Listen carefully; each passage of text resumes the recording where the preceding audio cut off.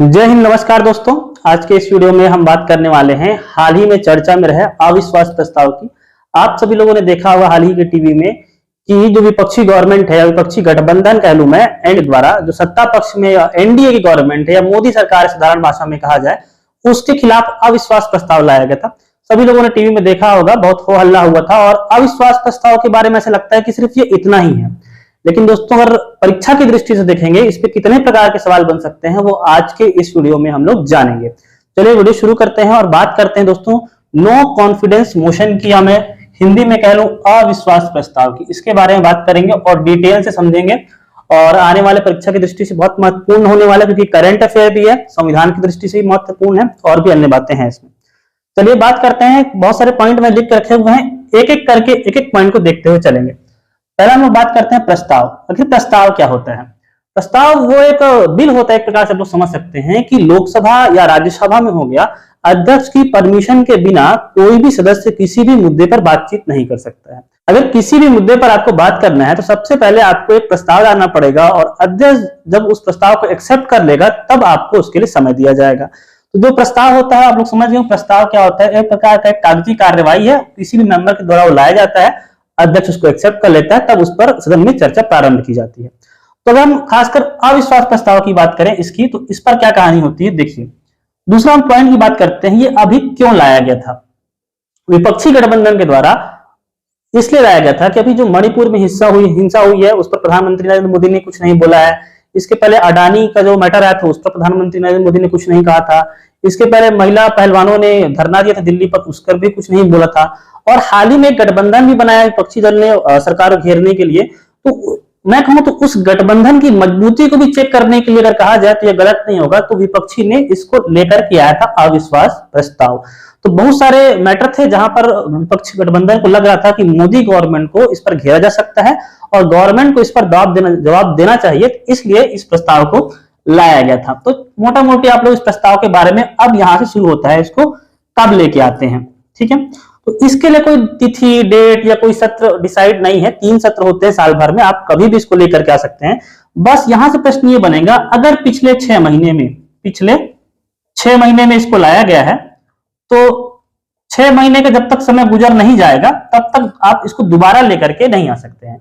हालांकि ये जो टर्म है, जो सेकंड टर्म है मोदी गवर्नमेंट का, तो उसमें नहीं लाया गया था, तो इसको इस बार लाया गया था। ये 6 महीने का जो डेट है इसको आप लोग याद रखेंगे। दूसरा इंपॉर्टेंट पॉइंट में आगे चलते हैं हम लोग, कहां लाया जाता है, ठीक है।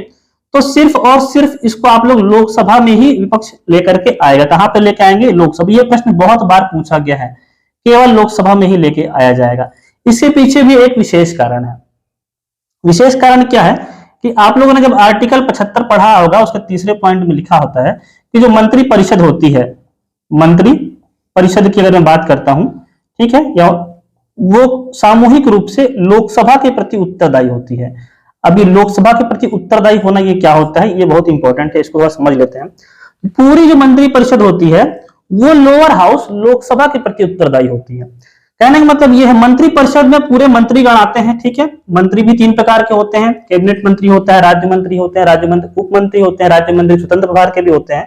तो अगर मान लीजिए कोई मंत्री राज्यसभा का मेंबर है, तो वो जरूर वहां बैठेगा, वोटिंग करेगा, राज्यसभा में जाएगा भी, बैठने के लिए लोकसभा में बैठ सकता है, लेकिन उसकी उत्तरदायित्व जो होती है वो लोकसभा के प्रति ही होगी। मंत्री राज्यसभा से ही बनाए जा सकते हैं, लोकसभा से ही बनाए जा सकते हैं, लेकिन जब भी मंत्री परिषद के खिलाफ कोई प्रस्ताव लाया जाएगा तो पूरा जो मंत्री है वो लोकसभा के प्रति उत्तरदायी होते हैं, मतलब कि उनको वहां पर बहुमत सिद्ध करना ही पड़ेगा, ठीक है। तो इसलिए इसको सिर्फ और सिर्फ लोकसभा में लाया जाता है। अगर लोकसभा में प्रस्ताव पारित हो गया, ठीक है, उसके हम लोग आगे बात करेंगे क्या प्रभाव पड़ता है। तो लोकसभा में ही प्रस्ताव अगर पारित हो जाता है तो विपक्ष समझ जाता है कि जो गवर्नमेंट है उसके पास अब उतनी संख्या बल नहीं है कि यहाँ पर बहुमत सिद्ध करे और सरकार फाइनली गिर जाती है, ठीक है। तो कहां लाया जाता है? सिर्फ और सिर्फ लोकसभा में लाया जाता है। क्यों लाया जाता है अगर पूछा जाए आपसे, तो आर्टिकल 75 के 3rd में ऐसा कहा गया है, जो पूरी मंत्री परिषद होती है वो लोकसभा के प्रति उत्तरदायी होती है, इसलिए ये बिल आपको केवल और केवल लोकसभा में ही लाना जाएगा। अब बात करते हैं कैसे लाया जाता है। तो लोकसभा में इसको विपक्ष की कोई भी पार्टी ला सकती है, ऐसा नहीं कि गठबंधन होना चाहिए, कोई एक सिंगल मेंबर भी इस बिल को ला सकता है। बस एक आपको ये चाहिए कि उस मेंबर के समर्थन में, मतलब उस प्रस्ताव के समर्थन में आपको 50 सदस्य चाहिए होंगे। कितने मेंबर चाहिए होंगे? 50 मेंबर आपको चाहिए होंगे। मान लीजिए कोई भी पार्टी है, ममता बनर्जी की पार्टी बुला सकती है, सपा की पार्टी बुला सकती है, अब तो हालांकि गठबंधन में हो गए हैं, आम आदमी पार्टी बुला सकती है। कोई एक निर्दलीय सांसद भी अगर चुन करके लोकसभा पहुंच जाता है और उसको ऐसा लगता है कि जो सत्ता पक्ष में सरकार है वो अपनी मनमानी कर रही है, या तो उसको ऐसा लगता है कि जो गठबंधन, जो सत्ता पक्ष की सरकार है उसके पास पर्याप्त सांसद अब नहीं है लोकसभा में, तो वो भी इस प्रस्ताव को लोकसभा अध्यक्ष को दे सकता है, बशर्ते उसके पास 50 सदस्य लोकसभा के होने चाहिए, तो वो इस प्रस्ताव को लाया जा सकता है। इस प्रस्ताव को लाने के बाद अगर उसको एक्सेप्ट कर लेते हैं कौन, लोकसभा के अध्यक्ष, तो 10 दिन के अंदर इस पर चर्चा होती है। हालांकि ये 10 दिन भी नहीं लगते हैं, जो भी प्रस्ताव चल रहे होते हैं उनको रोक करके पहले इस पर चर्चा कराई जाती है। ये बहुत ही लोक महत्व का फिर विषय हो जाता है। 10 दिन तो एक नंबर है, लेकिन सबसे पहले इस पर चर्चा कराई जाती है। और इस बार की तरह जनरली क्या होता है, अगर बहुत ही ज्यादा डिफरेंस होता है जो सत्ताधारी पार्टी होती है और जो विपक्ष की पार्टी होती है, जैसे इस बार क्या हुआ, सिर्फ ध्वनि मत से ही पारित हो गया, देखा ही नहीं गया। अब दोस्तों मैं यहां से बताता हूं आप लोग को कि यहां पर आप लोग स्क्रीन पे देख पाएंगे कितना, जो अभी तक जितने भी प्रस्ताव लाए गए उसमें सत्ता पक्ष में कितने थे और विपक्ष में कितने कितने वोट थे। तो यहाँ पर आप लोग देखेंगे कि बहुत सारे वोटों का अंतर रहता है। सरकारें इसमें जनरली नहीं गिरती हैं, क्योंकि जो पूर्ण बहुमत की सरकार होती है वो कभी भी अविश्वास प्रस्ताव को पारित होने ही नहीं देगी। अविश्वास प्रस्ताव पारित हो जाएगा तो उसके प्रभाव में देखेंगे संपूर्ण मंत्रिपरिषद या मंत्रिमंडल कह लूं, मंत्रिपरिषद अच्छा वर्ड है क्योंकि इसमें सभी मंत्री आएंगे, मंत्रिपरिषद को इस्तीफा देना पड़ेगा। क्या देना पड़ेगा? इस्तीफा देना पड़ेगा। या मैं कहूं प्रधानमंत्री और मंत्रिपरिषद सभी को इस्तीफा देना पड़ेगा, और जो वर्तमान जो भी सरकार रहेगी वो सरकार गिर जाएगी। साधारण भाषा में क्या करते हैं, गिर जाएगी। और विपक्ष में ऐसा अगर कोई दल नहीं है जो सरकार बना सके तो फिर आम चुनाव, नए चुनाव करवाने पड़ सकते हैं। इसलिए डायरेक्ट अगर पूछा जाए कि अगर अविश्वास प्रस्ताव, प्रभाव मतलब अगर ये पास हो जाता है लोकसभा में, ये जो प्रस्ताव लाया जाएगा ये पास हो जाता है, तब क्या होगा, मंत्रिपरिषद इस्तीफा देगी। मंत्रिपरिषद इस्तीफा देगी, इसका मतलब ये नहीं कि डायरेक्ट आम चुनाव करवाए जाएंगे। जो राष्ट्रपति हो गए स्वविवेक की अपनी शक्ति का प्रयोग करेंगे, और विपक्ष में या कोई ऐसा गठबंधन होगा जो कहेगा कि हम सरकार बना सकते हैं, तो उसको एक मौका दिया जाएगा। राष्ट्रपति एकदम अंतिम जो कंडीशन होती है, जब कोई सरकार नहीं बन पा रही है, उसी कंडीशन में चुनाव करवाए जाते हैं। तो होप सो आप लोगों ने अविश्वास प्रस्ताव को समझा होगा।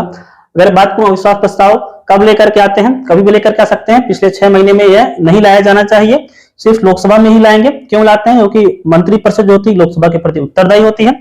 कैसे लाते हैं? 50 मेंबर का आपके पास समर्थन होना चाहिए या साइन होना चाहिए, उसके बाद आप लोकसभा अध्यक्ष को देंगे, उसके बाद क्या करेंगे, वो उस पर चर्चा करवाएंगे।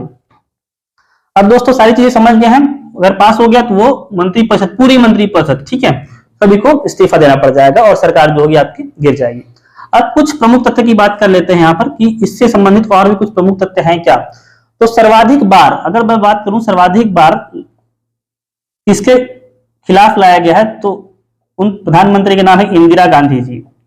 इंदिरा गांधी जी के खिलाफ लगभग यह 15 बार प्रस्ताव लाया गया है। 15 बार उन्होंने अविश्वास प्रस्ताव का सामना किया है और एक भी बार क्या है, सरकार अभी तक नहीं गिरी है, ठीक है, मतलब उनकी सरकार नहीं गिरी थी। प्रथम बार जब भारत चीन का युद्ध हुआ था 1963 में, ठीक है, 1963 के आसपास जवाहरलाल नेहरू के खिलाफ यह प्रस्ताव लाया गया था। अब चूंकि यह प्रथम था इसलिए बहुत इंपॉर्टेंट हो जाता है। तो इनके वर्सेस में कौन ने किया था? जेबी कृपलानी। ये भी नाम आप लोग याद रखेंगे तो अच्छा होगा। कृपलानी, जेबी कृपलानी जी के द्वारा पहली बार इस अविश्वास प्रस्ताव का प्रयोग किया गया था। जवाहरलाल नेहरू जी के खिलाफ लाया गया था तो भारत चीन का युद्ध हो गया था उसके बाद। क्या इस अविश्वास प्रस्ताव से अभी तक कोई सरकारें गिरी हैं? बिल्कुल गिरी हैं। कभी कभी क्या होता है, एक सरकार गिरी थी मोरारजी देसाई की। हालांकि अविश्वास प्रस्ताव में वोटिंग से पहले ही इन्होंने अपना इस्तीफा सौंप दिया था, क्योंकि कभी कभी क्या होता है, जब आपका जो जिसके साथ आपने गठबंधन की सरकार बनाई होती है और अगर आपको लगता है कि गठबंधन की जो अन्य पार्टी है पहले ही आपके समर्थन वापस ले रही है, आपको समर्थन नहीं कर रही है, और आपको इस बात का एहसास हो जाता है, तो वोटिंग करवाने की भी जरूरत नहीं पड़ती, जिस प्रकार मोरारजी देसाई ने पहले ही वोटिंग से पहले इस्तीफा दे दिया था। एक और सरकार गिर गई थी वीपी सिंह की। उनकी सरकार भी अविश्वास प्रस्ताव के चर्चा के समय और उस समय ही गिर गई थी। और एक और बहुत ही प्रमुख नाम है अटल बिहारी वाजपेयी जी।